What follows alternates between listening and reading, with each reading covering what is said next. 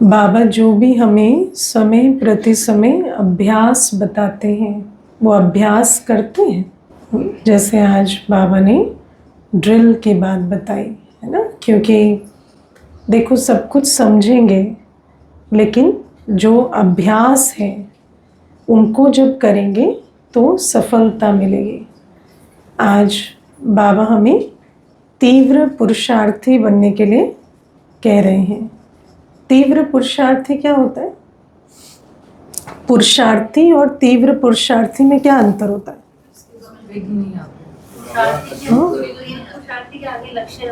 निर्विघ्न पुरुषार्थी। बाबा जो कहते हैं उसी दिन उसको धारण करना, उसी दिन। अच्छा, और क्या है तीव्र पुरुषार्थी का? तीव्र पुरुषार्थी संपूर्ण स्वाहा। हाँ जी, संपूर्ण स्वाहा। संपूर्ण स्वाहा। और हाँ जी, हाँ जी, हाँ जी, समय पर याद आए। तीव्र पुरुषार्थी माना जैसे मुझे कोई व्यर्थ संकल्प आया तो मेरे श्रेष्ठ संकल्प की गति, उसकी इंटेंसिटी व्यर्थ से ज्यादा हो। तीव्र पुरुषार्थी माना कोई भी व्यर्थ संकल्प आया, कोई भी आवेश आया, आवेग आया, कुछ भी आया, लेकिन उसकी गति मेरे जो उसका जैसे अंदर युद्ध चलती है ना, जो पुराने माइथोलॉजिकल सीरियल्स में दिखाते थे ना, इधर रावण की सेना से एक तीर गया तो उधर राम की सेना से दूसरा तीर, और फिर वो हवा में टकराते हैं।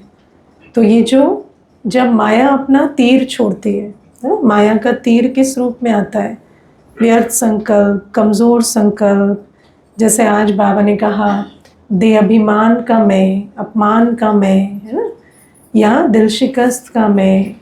तो जब ये संकल्प मेरे अंदर चले, क्योंकि 63 जन्मों के स्वभाव संस्कार हैं, तो वो जब आते हैं तो बाबा ने जो मुझे श्रेष्ठ संकल्पों का खजाना दिया है, स्वमान का शक्तिशाली संकल्पों का खजाना दिया है, वो जो तीर है, जो मैं आत्मा अपनी जागृत अवस्था में इमर्ज करूं, उसकी गति और उसकी इंटेंसिटी उस तीर से ज़्यादा हो और वो परास्त हो सके।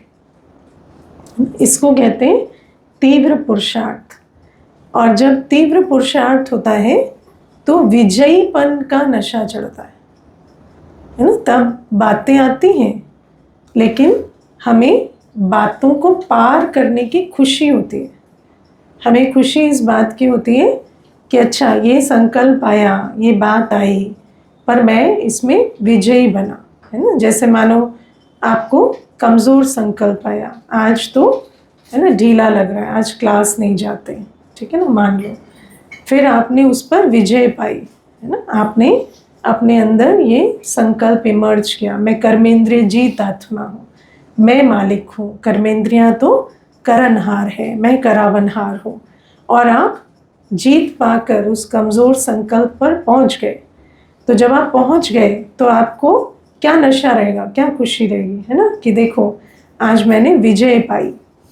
लेकिन अगर हम हार जाते, अगर मेरा साधारण पुरुषार्थ है, साधारण पुरुषार्थी क्या कहता है?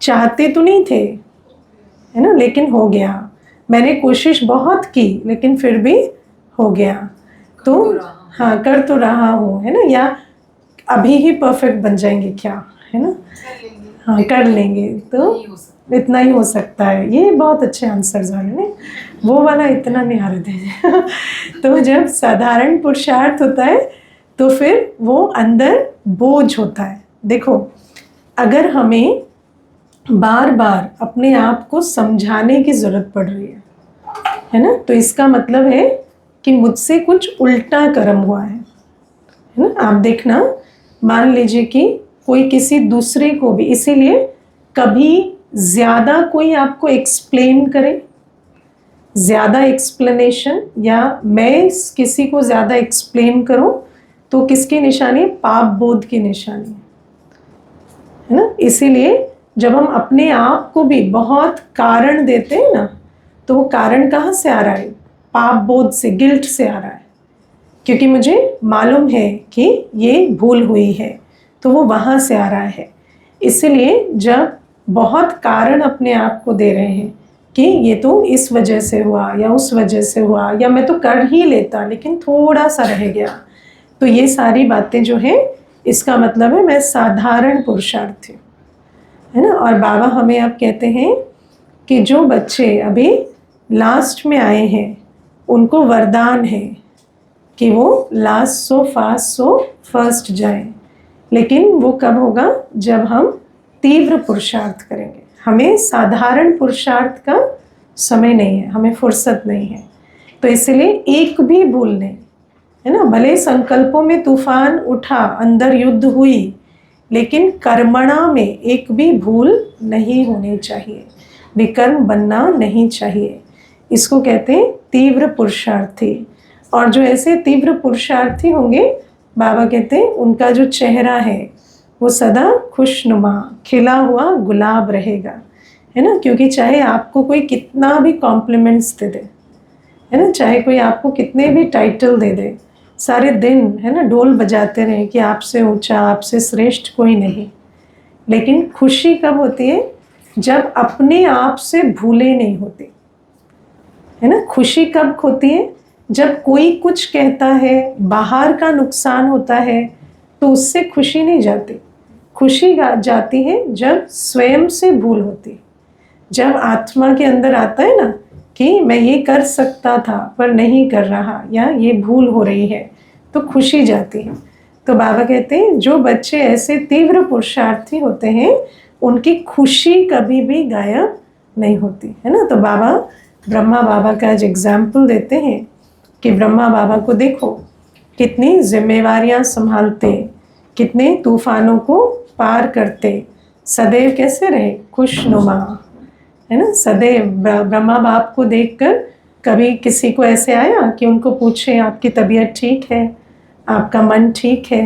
हाँ, ऐसे आया होगा। हाँ, मुझे याद है जब मैं ज्ञान में आई तो जैसे किसी को भी फ़ोन लगाते हैं तो सबसे पहले पूछते हैं ना आप कैसे हो, है ना, कैसे हो, ठीक हो। तो मुझे याद है कि मैं जब पहली बार बड़ी दीदी को फ़ोन लगाई तो मुझे ना वो सवाल पूछने में संकोच हुआ।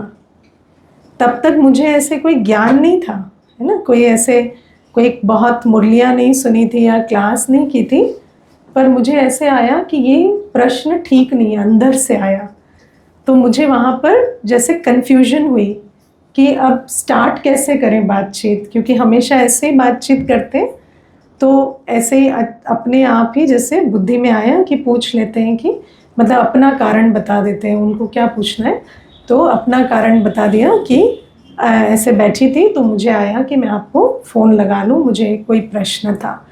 तो बाद में मुझे ऐसे सोच चली कि देखो आत्मा का पुरुषार्थ कैसा है ना। वो मेरा पुरुषार्थ नहीं है, मुझे तो अक्ल भी नहीं है, लेकिन उस आत्मा का पुरुषार्थ कितना है कि आपको उनको वो प्रश्न पूछने में अंदर हिचक होगी, है ना। तो बाबा कहते हैं कि ब्रह्मा बाबा का कैसा पुरुषार्थ रहा होगा जो कभी भी खुशनुमा चेहरा जो है वो बदला नहीं, है ना। जब बाबा के पास कोई जाते तो हमेशा झोली भर कर आते।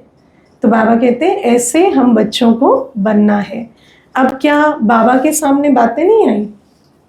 हाँ, कौन ऐसा है जो कहेगा कि मेरे जीवन में बाबा से भी ज़्यादा बातें हैं, है ना। बाबा के जीवन में, बाबा के पूरे जो ब्राह्मण जीवन में जितनी बातें आई, तूफान आए, क्या किसी भी ऐसे बच्चे के कोई भी ऐसा बच्चा है जो कहे मेरे जीवन में उससे ज़्यादा बातें आई? कभी नहीं, क्योंकि बाबा के जीवन काल में सारी बातें आई। बाबा क्यों कहते हैं सी फादर फॉलो फादर?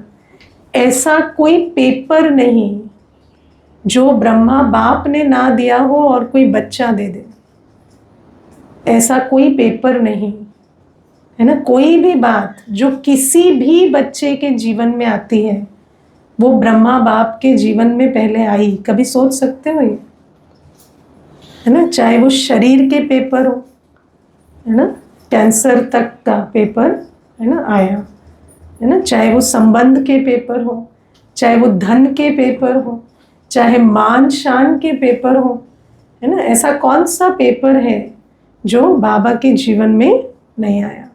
लेकिन बाबा कहते हैं सारी जिम्मेवारियां संभालते भी, है ना। इसीलिए तो बाबा ने ब्रह्मा बाबा को साकार में एग्जाम्पल रखा, क्योंकि जब भी देखो, वैसे तो हमारे माइथोलॉजी में भी बहुत सारे ऐसे आदर्श स्वरूप दिखाए गए हैं, है ना। श्री राम को हम पुरुषोत्तम, मर्यादा पुरुषोत्तम श्री राम कहते हैं।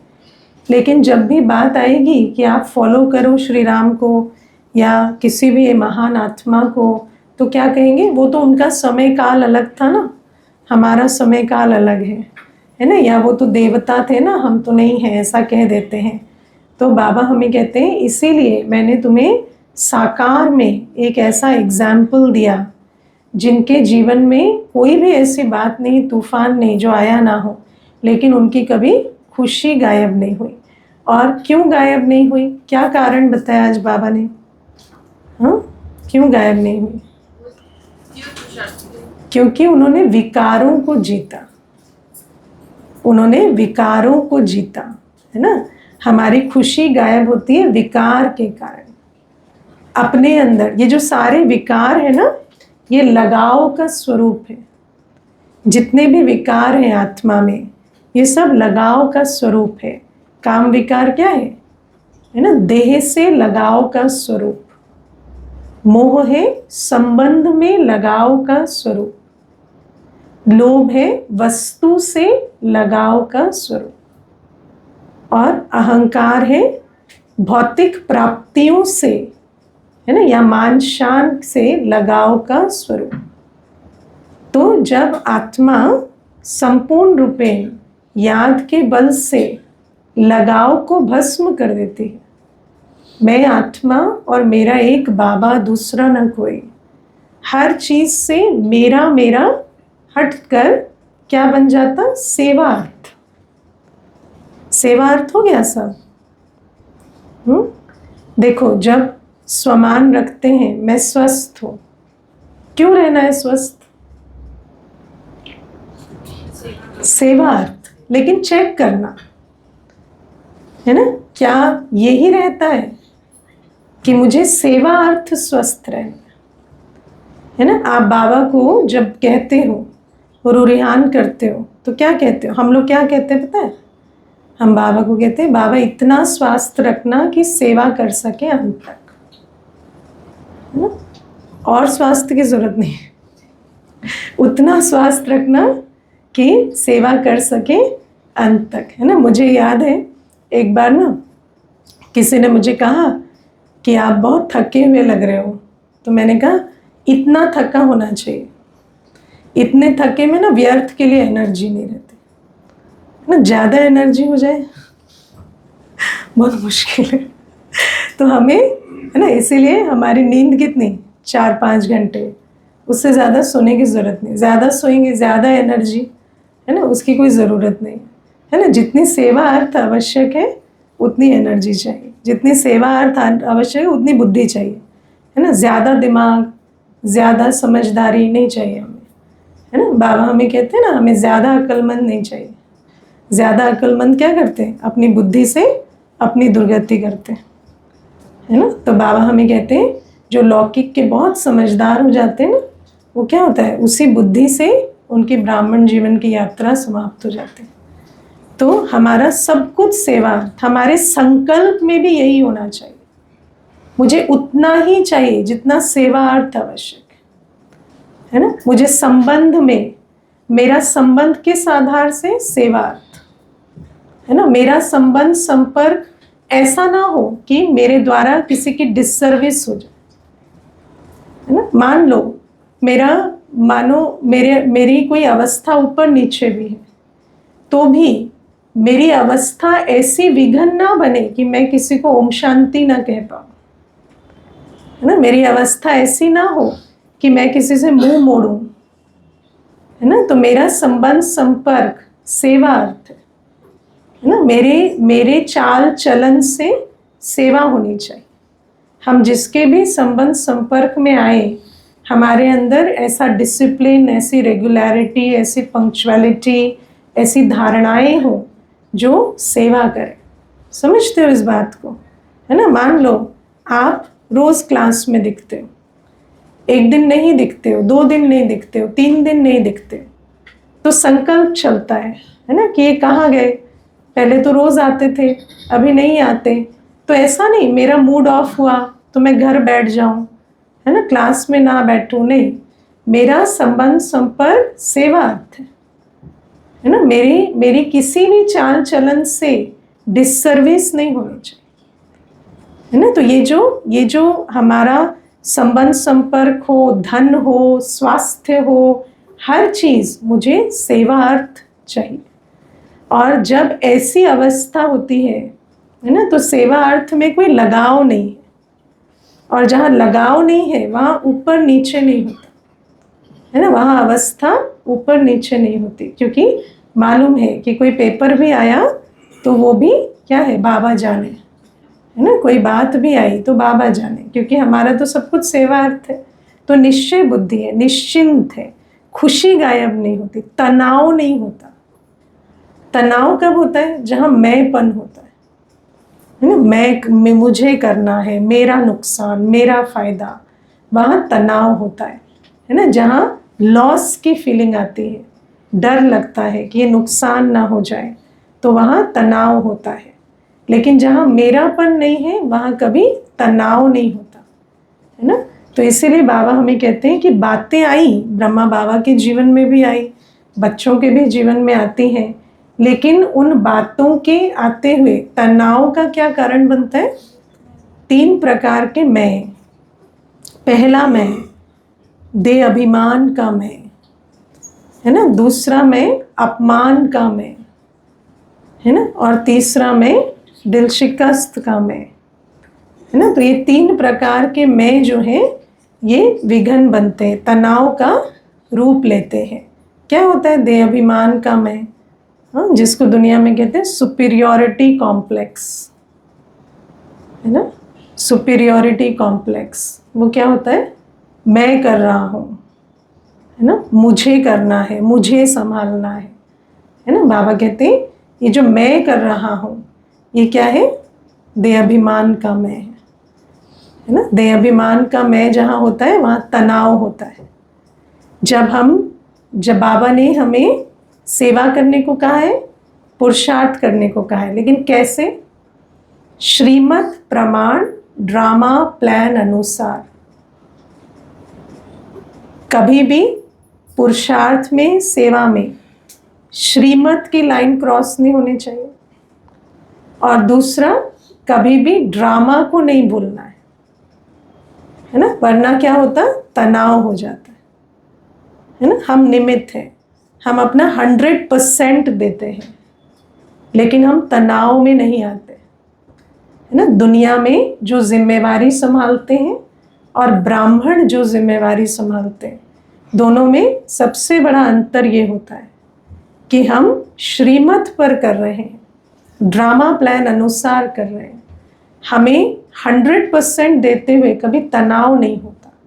हम जितना 100% दिल से पुरुषार्थ करते हैं, सेवा करते हैं, उतना ही ड्रामा के पट्टे पर मजबूत भी रहते हैं कि ड्रामा कल्याणकारी ही है ना। तनाव होना माना मैंने किया और रिजल्ट नहीं मिला, है ना। मैंने किया, मैं, है ना, मैंने किया और होगा कैसे नहीं, है ना। ये दोनों का स्वरूप वैरायटी हो सकता है। एक होता है कॉन्फिडेंस रखना, है ना, कि मैं कर रहा हूँ, मुझे बाबा ने निमित्त बनाया है तो सफलता होगी ही होगी। लेकिन जब वो तनाव का रूप लेने लगे तो समझो कि ये दे अभिमान का मैं, ठीक है। तो ये पहला मैं।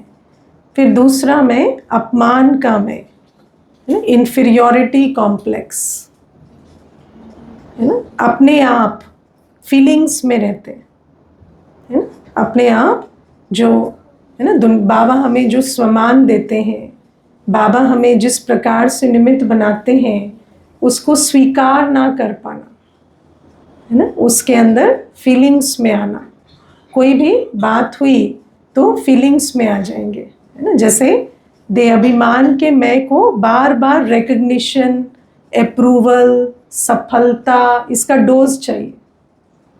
अगर देह अभिमान के मैं को बार बार सफलता नहीं मिली तो देह अभिमान के मैं को ठेस पहुंचती। ऐसे अपमान का जो मैं है वो जैसे ही असफलता होगी तो दिल शिकस्त की तरफ जाए, है ना। उसको बार बार चाहिए स्टेबल रहने के लिए, उसको सफलता चाहिए, है ना। वरना क्या होता, उसको फिर दिल शिकस्त की तरफ चला जाएगा। वो अपमान का मैं है। जैसे दुनिया में जो मैं है उसकी परिभाषा क्या है? आपका रंग रूप, आपका सोशल स्टेटस, पढ़ाई लिखाई, प्राप्तियां। तो उस आधार से कई बच्चे अपने को कम समझते हैं क्योंकि देह अभिमान के मैं से आते हैं ना। तो फिर क्या होता, जहाँ पर भी, है ना, जो स्वमान में नहीं रहते, फिर छोटी छोटी बातों में फीलिंग में आते रहेंगे, है ना। छोटी छोटी बातों में फीलिंग में आएंगे कि मुझे नहीं पूछा इसलिए, या मुझे नहीं किया इसलिए, है ना। जैसे मान लो कि छोटी सी बात है कि मान लो कि मुझे याद है एक बार ना एक माता थी, तो उसको जैसे कुछ अनुभव शेयरिंग की बात हुई तो वो थोड़ी स्टैमर करती थी, है ना। तो फिर उसको किसी और को बुलाया था अनुभव शेयरिंग के लिए। तो मुझे बाद में कहती कि आपने मुझे इसलिए नहीं बुलाया क्योंकि मैं स्टैमर करती हूँ। तो मैंने कहा नहीं, कितनों को नहीं बुलाया ना, सब तो स्टैमर नहीं करते है ना। तो एक को ही बुला सकते थे, तो इसीलिए। तो कहते लेकिन मुझे आया कि मुझे इसलिए नहीं बुलाया कि मैं स्टैमर करती हूँ। अगर होता ना, तो अगर मैं नहीं करती तो मुझे ज़रूर बुलाते, है ना। तो मैंने कहा और अगर नहीं भी करते और फिर भी नहीं बुलाते तो क्या करते, है ना। तो ये जो अपमान का मैं होता है ना, हर चीज़ को पर्सनली ले लेना, है ना। कोई चीज़ हो रही है, आपको लगेगा ये मेरे अगेंस्ट हो रहा है, ये मैं, क्योंकि वो अंदर, अपने अंदर वो कॉम्प्लेक्स है ना। तो चाहे सभा में भी बोली जाएगी लेकिन वो कॉम्प्लेक्स जो है वो कहेगा ये मुझे कहा जा रहा है, मुझे ऐसा किया जा रहा है। और इससे क्या होता, अपने ही अंदर व्यर्थ संकल्प चला चला कर एक तनाव की सिचुएशन क्रिएट करते हैं। और फिर क्या होता, जैसे घबराहट होने लगेगी, है ना, कि अभी फिर से मुझे कुछ बोल दिया जाएगा, जबकि वो उनको कभी बोला भी नहीं जा रहा है, लेकिन वो जो तनाव है वो ऐसे क्रिएट होता है। तो बाबा कहते हैं ये जो देह अभिमान का मैं है इससे भी बहुत तनाव में रहते हैं, और अपमान के मैं से भी बहुत तनाव में रहते हैं ना, फीलिंग में बहुत आते हैं। और कई बार तो कुछ कहा जाए उससे पहले ही इतने तनाव में चले जाते हैं, है ना। मुझे कोई कुछ कहे ना दे, है ना। मुझे याद है एक बहन थी, तो ऐसे थोड़ी तनाव में दिखती थी, तो मैंने उसको एक दिन पूछा आपको किस चीज़ का स्ट्रेस रहता है। तो कहती है कि कोई कुछ मेरे से भूल ना हो जाए, है ना। ऐसे तो नहीं कहते ना कि कोई कुछ कह ना दे, कहते मुझे तनाव रहता है कि मुझसे कोई भूल ना हो जाए। तो मैंने कहा और नहीं होती है फिर ये जो तनाव लेते हो उससे भूल नहीं होती है। तो कहते नहीं, फिर भी ऐसे टेंशन रहती है कि कहीं कुछ भूल ना हो जाए। तो मैंने कहा देखो, सारे दिन में एक भूल होगी, 2 होगी, 3 होगी, 5 होगी, लेकिन तनाव आप सारे दिन ले रहे हो, है ना। तो अगर भूल हुई, आपको कोई इशारा मिल भी गया तो इतनी क्या बड़ी बात है ना। अगर कोई आपको कह भी देता है, मानो ये भी कह दिया, आपसे बार बार भूल होती है, लेकिन फिर भी इतना तनाव किस चीज़ का है। तो कहती नहीं वो कहने से होता है, नहीं कहने से नहीं होता, ये संस्कार होता है ना। इसको समझो, क्योंकि अगर कहने से होता तो सबको होता, है ना। तो ये जो तनाव के संस्कार है, इन संस्कारों को हमें पहचानना होता है। क्योंकि क्या होता है, अगर हम अपने जो फीलिंग्स हैं, है ना, तनाव की फीलिंग्स हैं, उसका कारण किसी और को बनाएंगे, है ना। जैसे मानो मैं कहूँ कि मुझे इसलिए स्ट्रेस हो रहा है क्योंकि यहाँ पर पार्शियलिटी होती है ना। ईगो जो होती है वो क्या कहेगी, मेरे साथ नाइंसाफ़ी होती है, पार्शियलिटी होती है ना। आप देखना एक कंपनी में हर एम्प्लॉय को ऐसा लगता है कि मेरे ही अगेंस्ट पार्शियलिटी हो रही है ना। तो किसी के तो फेवर में होंगे ना, किसी को नहीं लग रहा, सबको लग रहा है कि मेरे अगेंस्ट पार्शियलिटी हो रही है। क्यों? क्योंकि वो जो देहाभिमान का मैं है ना, कि उसको वैलिडेशन नहीं मिल रही, तो उसको हमेशा वो तनाव रह रहा है कि ये एटमॉस्फेयर में, यहाँ इतनी पार्शियलिटी के बीच मैं कैसे सरवाइव करूँ। या जहाँ पर अपमान की फीलिंग होती है उसमें भी सारे दिन उसको तनाव हो रहा है, कोई कुछ कह ना दे, है ना, फिर कोई डांट ना लगा दे, फिर 4 लोग ना देख लेंगे कोई डांट लगा रहा है ना। तो ये सारे कॉम्प्लेक्सेस होते हैं। अब क्या होता है, अगर आप ये सोचेंगे कि ये क्यों हो रहा है, क्योंकि एनवायरनमेंट ठीक नहीं है, क्योंकि सामने वाला ठीक नहीं है, तो क्या होगा, आप इंतज़ार में चले जाएंगे कि जब एनवायरनमेंट बदलेगा। तो इसीलिए लोग जॉब बदलते रहते हैं, है ना। इसीलिए लोग जो है वो क्या कर रहे हैं, दुनिया में लोगों को बदलने की कोशिश कर रहे हैं। लेकिन बाबा कहते हैं नहीं, ये सब अपने संस्कार हैं, है ना। और आप दुनिया में ऐसी बहुत उल्टी मत भी सुनेंगे कि आपका एनवायरनमेंट ठीक नहीं है तो एनवायरनमेंट बदलो। नहीं, मेरी फीलिंग्स मेरी क्रिएशन, मैं कैसे भी एनवायरनमेंट में मैं अच्छा फील कर सकती हूँ। मेरी फीलिंग मेरी अपनी क्रिएशन है। और आज बाबा ने हमें एक बहुत बड़ा नियम समझाया है, मुझे नहीं पता आपने नोट किया है या नहीं। बाबा ने कहा, अगर आपके व्यर्थ संकल्प चल रहे हैं और आप उन्हें फुल स्टॉप नहीं लगा पा रहे, तो कल ऐसी और परिस्थितियाँ आएंगी जिसमें आपके व्यर्थ संकल्प और चलेंगे, है ना। इसीलिए एनवायरनमेंट का करेक्शन हो, सामने वाली आत्मा का करेक्शन हो, उसकी वेट नहीं करो। अपने ये जो तनाव के संकल्प है ना, व्यर्थ संकल्प से तनाव होता है, तो जहाँ तनाव के संकल्प चल रहे हैं उसको फुल स्टॉप मुझे लगाना है ना। और कैसे लगाते हैं फुल स्टॉप, मैं आत्मा हूँ, है ना, ना मैं अभिमान वाला ना अपमान वाला, है ना, मैं एक आत्मा हूँ। और किसी के कुछ कहने से या किसी प्रैक्टिकल सफलता असफलता से मेरा कुछ संबंध नहीं है। मैं आत्मा हूँ, मेरा स्वमान, मेरा पुरुषार्थ, मेरा भाग्य मेरे बाबा से, है ना। इसीलिए जब किसी ने कुछ कहा तो चेक करो कि यहाँ मेरे से कौन सी गलती हुई, उस गलती को ठीक कर दो।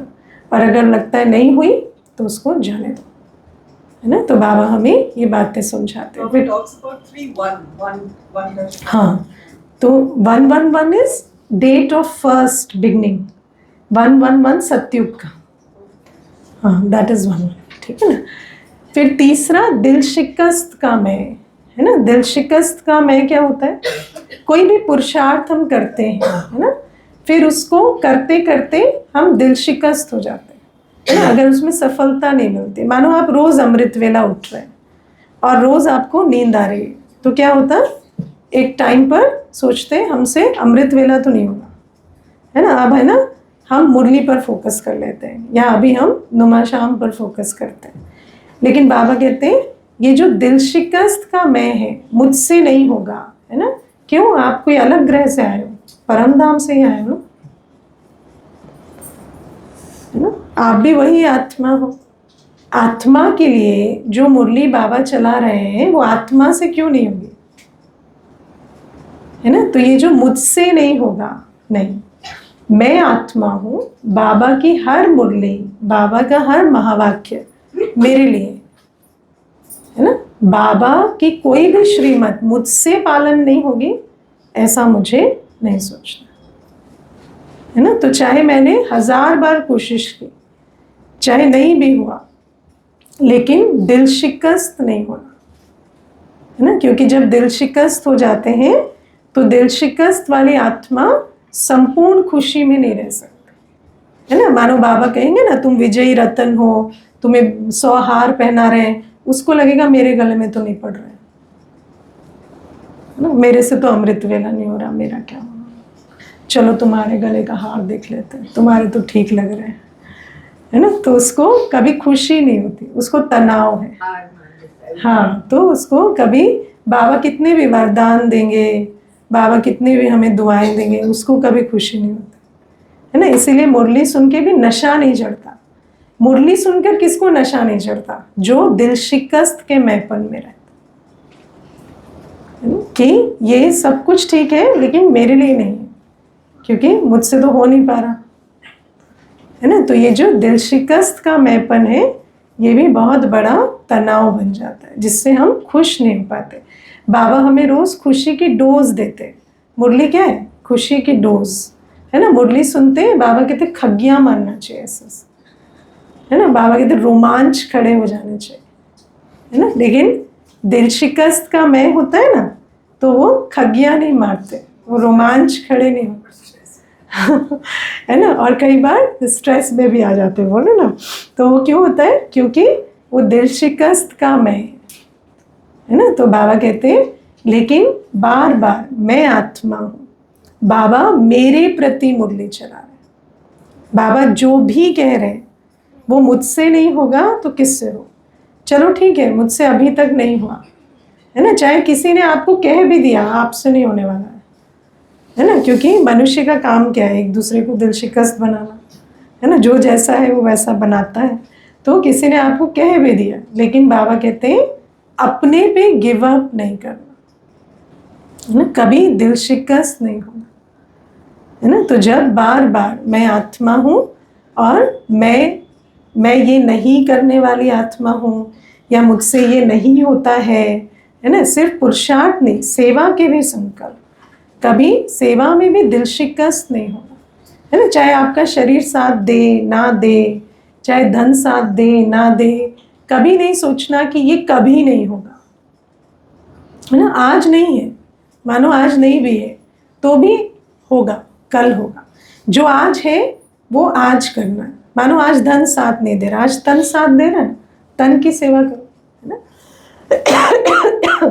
तो कल मन भी साथ देगा, धन भी साथ देगा, है ना। तो बाबा कहते हैं ये दिल शिकस्त का मैं भी हमारे अंदर नहीं होना चाहिए। और मुझे, मेरा जो निजी अनुभव है, मुझे ऐसा लगता है कि सबसे जो खतरनाक मैं है वो दिल शिकस्त का मैं है ना। क्योंकि जिसकी उम्मीद का दिया बुझ गया ना, उसका तो और कुछ नहीं हो सकता, है ना। तो बाबा हमें कहते हैं, और मैंने ये अनुभव किया है कि ब्राह्मण जीवन में अगर मुरली सुनते साधारण अनुभव होने लगे तो ये सबसे बड़ा दुर्भाग्य है।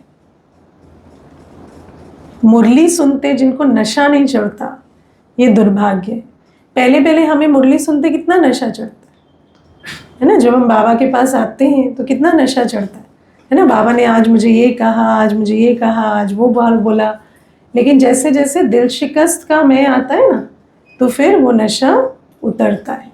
तो बाबा कहते हैं ऐसा हमारा ड्रामा ना बने, उसके लिए रोज़ मैं आत्मा हूँ, मुझसे ही होगा। और ये यात्रा छोटी नहीं है, इस यात्रा में गिरना संभलना सब कुछ है, लेकिन गिव अप नहीं करना है। हारता से वो है जो दिल शिकस्त हो जाता है ना। तो ना दे अभिमान का मैं, ना अपमान का मैं, और ना ही दिल शिकस्त का मैं।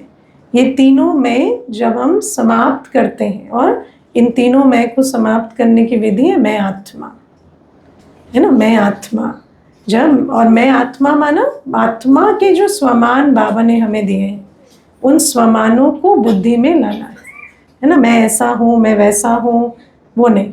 मैं आत्मा हूँ, मैं विश्व कल्याणकारी हूँ, है ना। मैं सर्व मास्टर सर्वशक्तिवान हूँ, मैं आधार मूर्त हूँ। जो भी बाबा ने मुझे स्वमान दिए हैं उनमें स्थित होकर रहना, है ना। ये बहुत बड़ा चैलेंज है, क्योंकि 63 जन्म हमने जो सुना है अपने विषय में, जो हमारा, जिसको हम सेल्फ इमेज कहते हैं, उसको अपनी बुद्धि में बदलना है, तब तनाव नहीं होता, है ना। और फिर बाबा कहते हैं जब तनाव होता है तो फिर क्रोध आता है, रिएक्शन आता है ना। तनाव के कारण रिएक्शन आता है, तनाव के कारण चीज़ें पर्सनली लेते हैं, है ना। और फिर देखो, हमने तो ऐसा देखा है, ये निजी अनुभव से बता रही हूँ, कि कोई डायरेक्ट भी कहे ना तो भी हमें कुछ फील नहीं होता।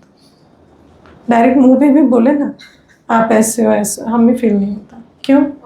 क्योंकि है भी तो बदल जाएंगे, ऐसा क्या है ना। मानो कोई बात है भी, है ना, तो ऐसा क्या इतना बड़ा कोई ठप्पा थोड़ी लग गया है जो चेंज नहीं होगा। मानो कोई बात है भी, कोई बात हो भी गई, वो मानो किसी ने देख भी ली या किसी ने पॉइंट आउट भी कर दी, तो क्या हो गया, उसको फिर बदल लेंगे। है ना। तो वो जिस भासना से कह रहा है वो भासना आप स्वीकार करें ये ज़रूरी नहीं ना। मुझे याद है हम लोग कॉलेज में थे ना, तो हमारे एक टीचर थे, तो वो ना बहुत इंसल्ट करते थे। जैसे किसी को कोई आंसर ना आए ना तो बहुत ऐसे गालियाँ ही देने लगते थे बिल्कुल। तो एक भाई था, तो उसको बहुत बातें सुनाई उन्होंने कि आप मूर्ख हो, ये हो, वो हो, बहुत अपशब्द कहे। तो वो कहता है इतना समझदार होता मैं आपकी जगह नहीं खड़ा होता, है ना। तो क्लास में ही कह दिया उसने, है ना। तो फिर वो चुप हो गए। फिर बाद में हमने उसको कहा कि तुमने तो ऐसे कह दिया पूरी क्लास में। तो कहते हैं मैं पढ़ने आता हूँ, मैं गधा हूँ ना। तो बार बार बोलने की क्या जरूरत है, मैं तो गधा हूँ इसीलिए पढ़ने आता हूँ। तो आप सोचो कि कई बार क्या होता है ना, ये जो फीलिंग्स होती है हम जान नहीं पाते कि वास्तव में कहाँ से आ रही है। वो आ रही है अपने अंदर के कॉम्प्लेक्स से, है ना। वरना किसी के ओपिनियन से या किसी सच्चे ओपिनियन से भी, मानो कोई बात सच भी है तो भी तो आप वर्क इन प्रोग्रेस है ना। इतनी बड़ी क्या बात है, वो कोई परमानेंट लेबल तो है नहीं, है ना। बाबा हमें कहते हैं ना कोई भी बात आज इस दुनिया में टेम्पररी है ना। चाहे वो स्वभाव संस्कार की बात है, चाहे परिस्थिति की बात है, उसके पीछे अपनी परमानेंट खुशी नहीं गंवानी ना। कोई भी बात, चाहे अंदर से भी कोई स्वभाव संस्कार की भी बात है, तो ऐसे नहीं कि उसको अपना लेबल बनाकर अपनी खुशी गंवा देनी, है ना। तो ये बाबा हमें समझाते। फिर बाबा आज हमें क्रोध के लिए भी, क्योंकि क्रोध पर बाबा ने पिछले सप्ताह इशारा दिया था, तो आज बाबा क्रोध पर भी विजय पाने के लिए 2 बातें खास अटेंशन पर दिलवाते हैं।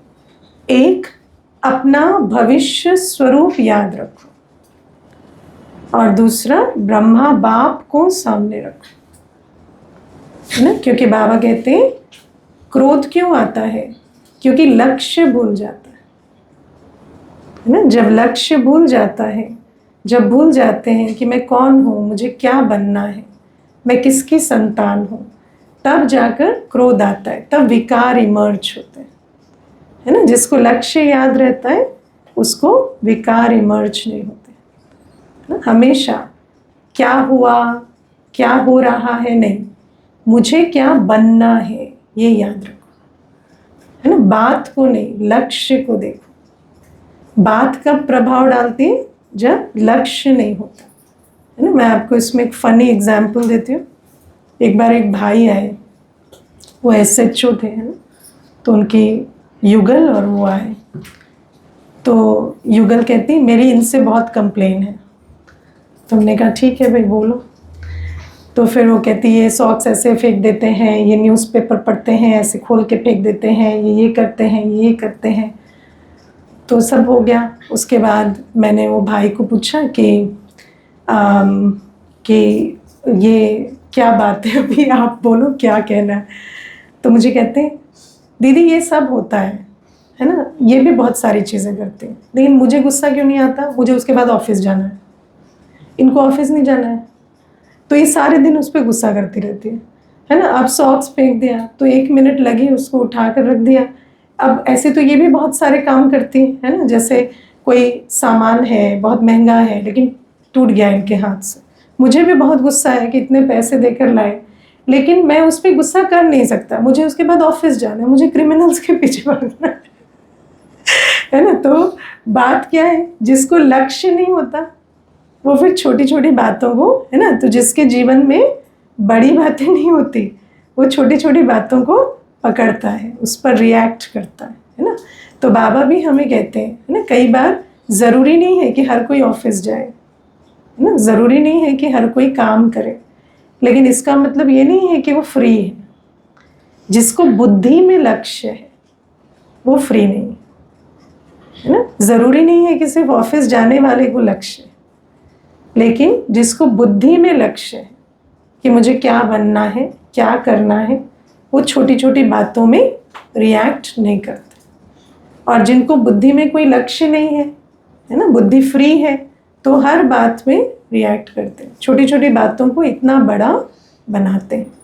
तो बाबा हमें कहते हैं हम ब्राह्मण बच्चे हैं, है ना, चाहे हमारे दिन भर में कोई भी वैसे स्थूल काम ना भी हो, लेकिन मुझे लक्ष्य है, मेरी स्थिति से सेवा होती, मेरी मनसा से सेवा होती है ना। मुझे भविष्य में सर्वगुण संपन्न बनना है, मुझे बाप समान रहना है। तो जिसको ऐसा लक्ष्य है उनको कोई भी परिस्थिति में क्रोध नहीं आ सकता, और जो लक्ष्य भूल जाते हैं उनको फिर छोटी छोटी बातें भी बहुत तंग करती हैं ना। तो ये बातें बाबा आज हमें समझाते हैं। और फिर बाबा ने लगाव के विषय में तो कहा ही, क्योंकि जब भी लगाव होता है तो पुरुषार्थ में अलबेलापन ज़रूर आएगा, है ना। क्योंकि लगाव वाला जो होता है वो बंधन मुक्त नहीं होता, वो बंधन में होता है। तो जैसे ही वो जिसके बंधन में है वो डोर खींचेंगे, माया का द्वार वहाँ से आएगा, तो ये आत्मा भी डगमग ज़रूर होगी, हो नहीं सकता कि ना हो। इसीलिए बाबा कहते हैं अपने अंदर के विकारों को और अपने अंदर की जो भी कमी कमज़ोरियाँ हैं उसको भस्म करो।